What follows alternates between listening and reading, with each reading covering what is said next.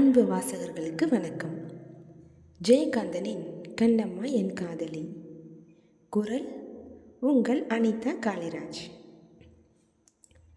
ஏன் இந்த கண்ணாமூச்சி ஆட்டம்? உன்னை கண்டறிய முடியாது. நான் தவிப்புறுவதை பார்த்து நீ மகிழ்ச்சி கொள்கிறாயே கண்ணா.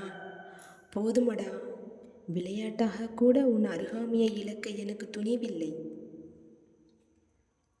என்னம்மா, உன் ஹீரோ இன்றேனும் அலுவலகம் வந்து விடுவானா? வசந்தி அம்மா 2 நாட்களுக்கு முன்பு எனக்கு ஃபோன் செய்து கௌதம் தனி அறையில் அடைந்து கிடப்பதாக கூறினார்களே.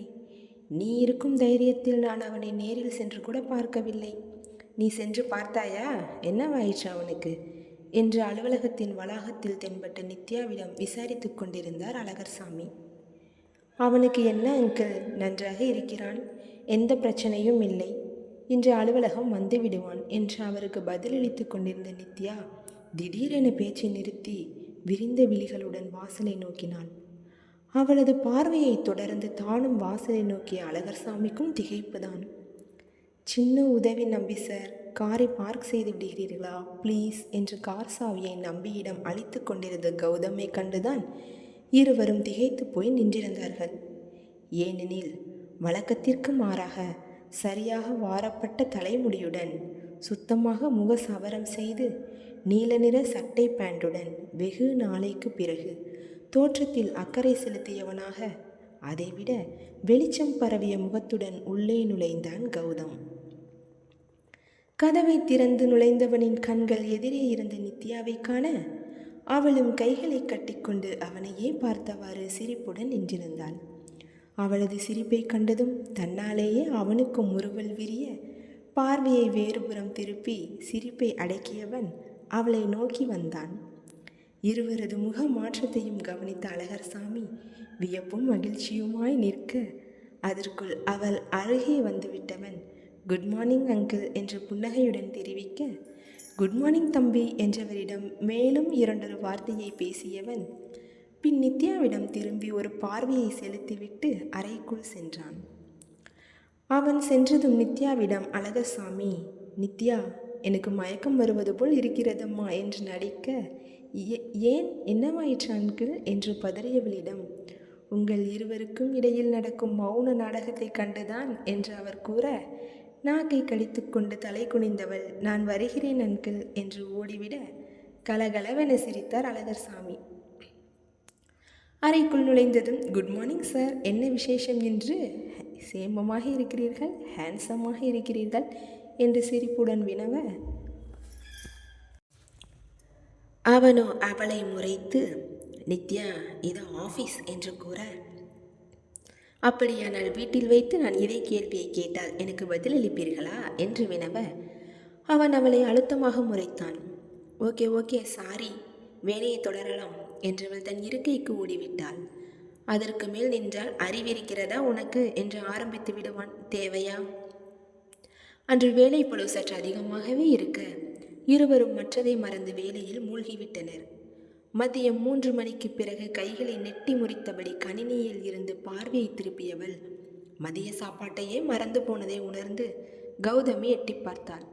அவனும் வேலையில் ஆழ்ந்திருப்பதைக் கண்டு எழுந்து அவன் அருகே சென்றாள். மணியாகி விட்டதே, சாப்பிட்டு விட்டு வேலை பார்க்கலாமே என்று கூற, அவன் எனக்கு நேரமாகும், நீ சென்று சாப்பிடு என்று கூறினான். பரவாயில்லை, வேலை முடிந்ததும் கூறுங்கள், சேர்ந்தே சாப்பிடலாம் என்று கூறிவிட்டு தன் இருக்கையை நோக்கி நடந்தவளை நில் நித்யா என்று நிறுத்தியவன் சாப்பிடலாம் என கூறி வாஷ்ரூமை நோக்கி சென்றான். அவன் வந்ததும் வசந்தி அளித்திருந்த சாப்பாட்டை பரிமாறினாள்.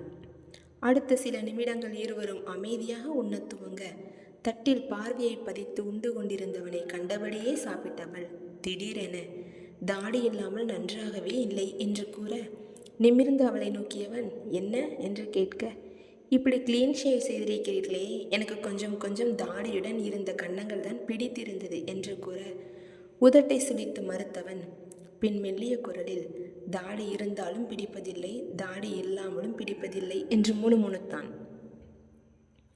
அவன் முணுமுணுத்ததை கண்டு கொண்டவள் ஏன் இப்படி கூறுகிறான் என்று முழிக்க, அவனது வீட்டிற்கு சென்றிருந்த போது அவள் ஷேவ் செய்யவில்லையா என்று கேட்டது நினைவிற்கு வர கலகலவென சிரித்து எனக்கு பிடிக்கும்போது தாடி வைத்து கொள்ள வேண்டும், எனக்கு பிடிக்காத போது சவரம் செய்துவிட வேண்டும் என்று கூற எரிச்சலுடன் நிமிர்ந்தவன், உனக்கு பிடித்தபடி நடந்து கொள்வதற்கு நான் ஒன்றும் என ஆரம்பித்தவன் முடிக்காமலேயே நிறுத்திவிட, சொல்லுங்கள் சார், ஆரம்பித்ததை முடித்து வையுங்கள். நீங்கள் என் கண்ணான காதலன் தான், அதனால் எனக்கு பிடித்தபடி இருக்கச் சொல்கிறேன் என்று கூறினான்.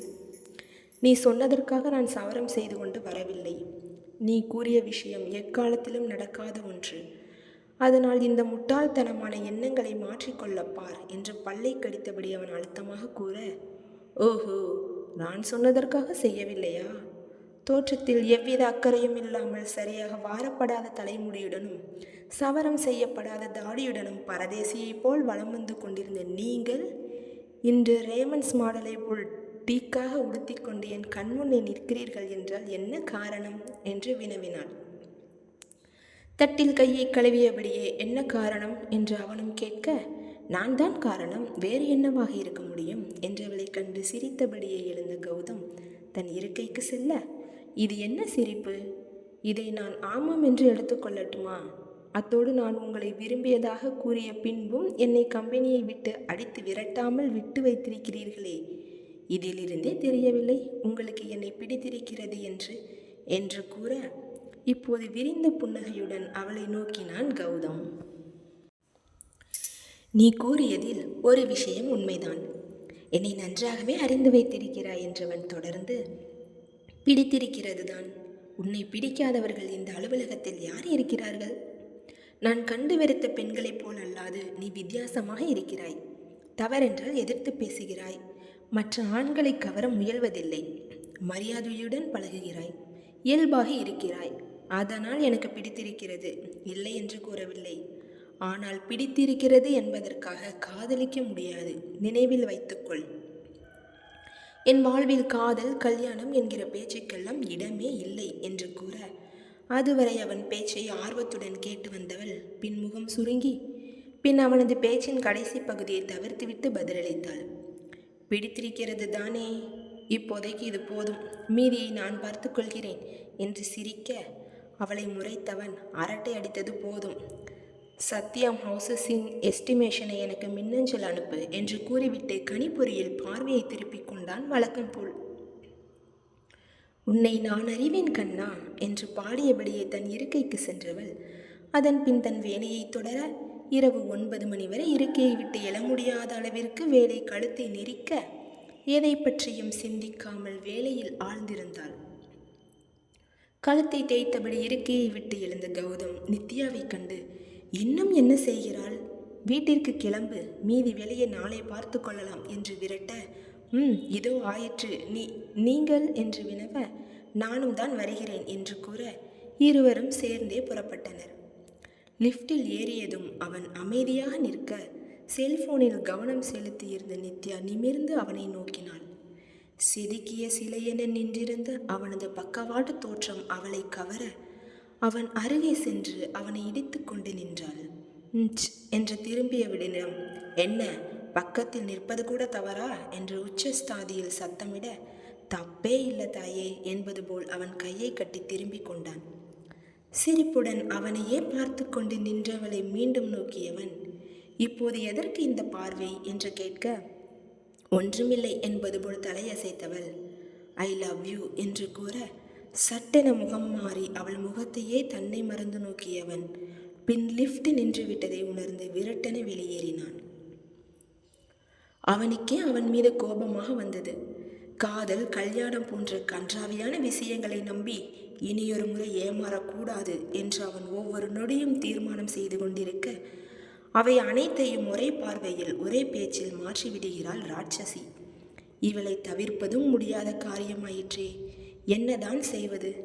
எரிச்சலுடன் காரை நோக்கி நடந்தவனை கௌதம் நில் என்று தடுத்தவள், வந்து என்னையும் வீட்டில் இறக்கி விடுகிறீர்களா என்று வினவ, ஏன், உன் ஸ்கூட்டி என்னவாயிற்று என்று கேட்டபடியே காரை திறந்தவன் அவள் திக்கி திணறி அது பஞ்சராகிவிட்டது என்றதிலேயே அவள் பொய் சொல்கிறாள் என்பதை கண்டுகொண்டு, அப்படியென்றால் ஆட்டோவில் போ என கூறிவிட்டு காரை எடுத்துக்கொண்டு சென்று விட்டான். பொய் சொன்னதை கண்டுபிடித்து விட்டான் போலும். வெவ்வ என்று பழிப்பு காட்டிவிட்டு ஸ்கூட்டியை எடுத்துக்கொண்டு அவளும் புறப்பட்டாள். சின்னலை கடற்கையில் அவனை முந்திக் கொண்டு வேகமாக அவள் வண்டியை செலுத்த அவள் வண்டி ஓட்டும் லாவகத்தை கண்டபடியே அவளை பின்தொடர்ந்து வந்தான் கௌதம். ஸ்கூட்டியை வாசலில் நிறுத்தியவளுக்கு இனிய அதிர்ச்சியாக ஒலித்தது விஸ்வநாதனின் குரல். நித்தும்மா என்று ஒலித்த தந்தையின் குரலை கேட்டு திகைத்து பின் அப்பா என்று துள்ளி குதித்து ஓடி சென்று அவரை அணைத்து கொண்டாள். அவளை தொடர்ந்து வந்த கௌதம் நித்யாவின் கூச்சலை கேட்டு காரை நிறுத்திவிட்டு இறங்க அங்கே தந்தையை அணைத்து கொண்டு நின்றவளை கண்டு மென்மையாக புன்னகைத்தான். எவ்வளவு நாட்களாயிற்று நீங்கள் வருவதற்கு? இனியொரு முறை இப்படி என்னை விட்டு இருக்காதீர்கள் அப்பா என்று செல்லமாக கோபித்து கொண்டவளை பாசமாக வருடியவர், இனி இப்படி இருக்க மாட்டேன், நீ எப்படி இருக்கிறாயடா, மெலிந்தார் போல் தெரிகிறதே என்று கூற, அப்பா இது உங்களுக்கே அதிகமாக இல்லையா? அங்கே நீங்கள் சாம்பார் என்ற பெயரில் ஒன்றை சமைத்து போடுவீர்களே, அதை சாப்பிடும்போது இருந்ததை விட இப்போது சதை போட்டிருக்கிறேன் என்றவள் வசந்தியத்தையின் சமையல் அப்படி என்று மெல்லிய குரலில் கூறிவிட்டு வாசலை பார்க்க அங்கே கௌதம் நின்றிருப்பதை கண்டு திகைத்து பின் சிரிப்புடன் அவனிடம் ஓடினாள். அவன் கையை பற்றி கொண்டு இழுத்து வந்தவள், அப்பா இவர்தான் என் எம்டி கௌதம் பிரபாகரன் என்று அறிமுகம் செய்ய அவள் தன் கையை இறுக பற்றி இருப்பதை உணர்ந்து நித்யா என்ற அடிக்குரலில் கூறி அவள் கையை விடுவித்தவன் பின் புன்னகைத்தபடி ஹலோ சார் என்று அவரிடம் கை குலுக்கினான்.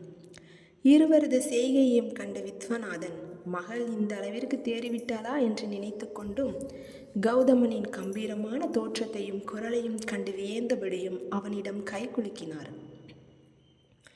பின் உள்ளே வாருங்கள் தம்பி என்று அழைத்து செல்ல தயங்கியபடியே நின்றவனை, என்ன நின்றுவிட்டீர்கள், வாருங்கள் என்று கையை பற்றி இழுத்து சென்றாள். விஸ்வநாதன் முன்னால் சென்றுவிட்டதை உறுதிப்படுத்தி கொண்ட கௌதம் அவளிடம் கோபமாக, நித்யா உன் தந்தை அருகில் இருக்கிறார் என்கிற பயம் கூட இல்லையா உனக்கு? கையை விடப்போகிறாயா இல்லையா என்று அதட்ட, கைப்பிடிப்பதற்கெல்லாம் என் தந்தை ஒன்றும் கூற மாட்டார், அமருங்கள் என்று உட்கார வைத்தவள், நான் உங்கள் இருவருக்கும் காஃபி கொண்டு வருகிறேன் என்று உள்ளே சென்றாள். அவள் சென்றதும் சங்கடத்துடன் முறுவலித்தவன் பின், அவள் இன்னமும் சிறுபெண்ணாகவே இருக்கிறாள் சார், நீங்கள் தவறாக எடுத்துக்கொள்ளாதீர்கள் என்று கூற, என் மகள் சிறு பெண்ணா? இரும்பு மனிதனைப் போல் இருந்த உன்னையே இப்படி மாற்றியிருக்கிறாளே கௌதம் என்று நினைத்து கொண்டவர் தானும் முறுவலித்து, ஆமாம் தம்பி, சிறு வயதிலேயே அவள் அன்னை இறைவனடி சேர்ந்து விட்டதால் செல்லமாகவே வளர்த்து விட்டேன், அதனால்தான் இப்படி என்று கூறினார். நித்யா போன வாரமே கூறினாள், நீங்கள் மாயவரம் சென்றிருப்பதாகவும் சிறிது நாட்களில் திரும்பி விடுவீர்கள் என்றும். என் அன்னை தந்தையின் சொந்த ஊரும் கூட அதுதான். மாயவரத்தில் எங்கே நீங்கள் என்று விசாரிக்க, போன வாரம் மாயவரம் சென்றிருந்தேனா என்றபடி அவர் நித்யாவை பார்க்க, ஆமாம் டாடி, நீங்கள் 2-3 வாரமாக அங்கேதானே இருந்தீர்கள், அதைத்தான் கூறினேன் என்று சமாளிக்க அதையே தானும் கூறினார் விஸ்வநாதன். மாயவரத்திற்கு அருகே இருக்கும் ஒரு கிராமத்தின் பெயரை சொல்லி அதுதான் தனக்கு சொந்த ஊர் என்று கூறியவர் பூர்வீக நில விவகாரத்திற்காக சொந்த ஊருக்கு சென்றிருந்ததாகவும் கூறினார். அதன் பின் கௌதம் தனது பூர்வீகத்தை பற்றி தெரிவிக்க ஒன்றும் அறியாதவரை போல் தலையாட்டி கொண்டு அமர்ந்திருந்தார். பின் அவன் அவரது நியூயார்க் வாழ்க்கையை பற்றி விசாரிக்க தான் வேலை பார்த்த நிறுவனத்தின் பெயரை கூறியவர் தொடர்ந்து, எத்தனை நாள் தான் அடுத்த நாட்டில் அமர்ந்திருப்பது தம்பி, என்றேனும் ஒரு நாள் சொந்த நாட்டிற்கு வந்துதானே ஆக வேண்டும் என்று கூற, சரிதான் சார் என்று சிரித்த கௌதம் மேலும் சிறிது நேரம் பேசிவிட்டு விடை பெற்றான். அவரிடம் வருகிறேன் சார் என்றவன் நித்யாவிடம் ஒரு தலையசைப்பில் விடைபெற அவள் அவனுடனே வாசல் வரை சென்றாள். எப்படி என் தந்தை என்று வினவ, மிகவும் நல்லவராக இருக்கிறார், ஆனால் உன்னை எப்படி மகளாக பெற்றார் என்றுதான் தெரியவில்லை என்றவனிடம், ஹஹஹா பெரிய ஜோக் என்று அவள் முறைக்க அவளது தலையில் குட்டி குட் நைட் என்று கூறிவிட்டு தன் வீட்டை நோக்கி நடந்தான் கௌதம்.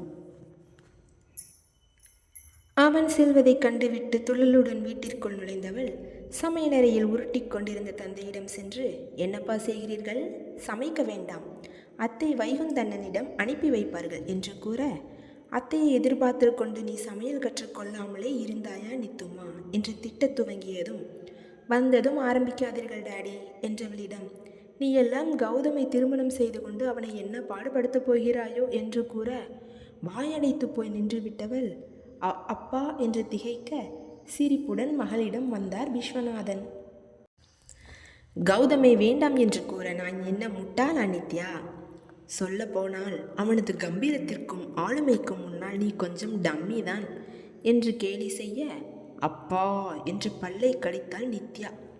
கலகலவென சிரித்தவர், அத்தோடு என் தங்கை மகனை மருமனாக வருவது எனக்கு பெருமை, மகிழ்ச்சிதான். வசந்தி முதலில் கௌதமை பற்றி கூறிய போது என் தங்கை மகனுக்கு என் மகளை திருமணம் முடித்து வைக்க முடியாமல் போனதே என்று நான் வருத்தப்பட்டேன் அம்மா. ஆனால் அவன் நிலைமையை கேட்ட பின்பு அவனை மாற்றி நல்ல பெண்ணாக திருமணம் செய்து வைக்க வேண்டும் என்றுதான் தோன்றியதை தவிர நான் இப்படி யோசிக்கவே இல்லை. ஆனால் இன்று அவன் உன்னுடன் இயல்பாக பேசிக்கொண்டு நடந்து வரும்போது நான் உண்டான மகிழ்ச்சிக்கு அளவே இல்லை. இந்த உலகத்தில் நீங்கள் இருவர்தான் பொருத்தமான ஜோடி என்று தோன்றியது என்று கூற, வெட்கத்துடன் தலை குனிந்தவள், நீங்கள் எப்படி கண்டுபிடித்தீர்கள் என்று வினவினாள். எனக்கு இங்கே வருவதற்கு முன்பில் இருந்தே சந்தேகம்தானம்மா. உன் பேச்சு, உன் நடவடிக்கை அனைத்தும் வழக்கத்திற்கு மாறாக இருந்தது. கௌதம் விஷயத்தில் என் மகளையே இந்த அளவிற்கு மாற்றிவிட்டானே, யார் அவன் என்பதை காண்பதற்காகத்தான் நான் இங்கே வந்ததே என்று கூற, சிரிப்புடன் தந்தையை கட்டிக்கொண்டவள், உங்கள் பேச்செல்லாம் நன்றாகத்தான் இருக்கிறது. நீங்களும் நானும் ஆசையை வளர்த்து என்ன பிரயோஜனம்? கௌதம் என் காதலை ஏற்றுக்கொள்ள மறுக்கிறான் அப்பா என்றவள் அவனுக்கும் தனக்கும் நடந்த வாக்குவாதத்தை தெரிவித்தாள். ஆனால் அவன் நிச்சயம் என்னை ஏற்றுக்கொள்வான், அதுவரை நான் விடப்போவதில்லை என்று கூற, இவ்வளவு தூரம் அவனை மாற்றியிருக்கிறாய், நிச்சயம் உன் ஆசையை ஆண்டவன் நிறைவேற்றி வைப்பாரம்மா. என்னுடைய வாழ்த்துக்கள் என்று விஸ்வநாதன் வாழ்த்த பெரும் மகிழ்ச்சியாயிருந்தது நித்யாவிற்கு. விஸ்வநாதனின் மூலமாக செய்தி வந்ததை எட்டிவிட அவருக்கு ஏற்பட்ட மகிழ்ச்சிக்கு அளவே இல்லை. மகனது வாழ்வு சிறக்க வேண்டும் என்று, தங்களது குலம் தலைக்க வேண்டும் என்றும் கோவில் கோவிலாக ஏறி இறங்கியவருக்கு இந்த செய்தி மகிழ்ச்சி கடலில் மூழ்க வைத்தது. மகனது வாழ்வை மாற்றி அவரை திருமணத்திற்கு சம்மதிக்க வைக்கிறேன் அத்தை என்று கூறி தந்தையின் சொல்லிற்காக இந்தியா வந்த அந்த சிறு பெண் இன்று அனைத்தையும் சாதித்து கடைசியில் தானே அவன் மீது காதல் கொண்டும் விட்டது அவருக்கு சந்தோஷத்தை அளித்தது.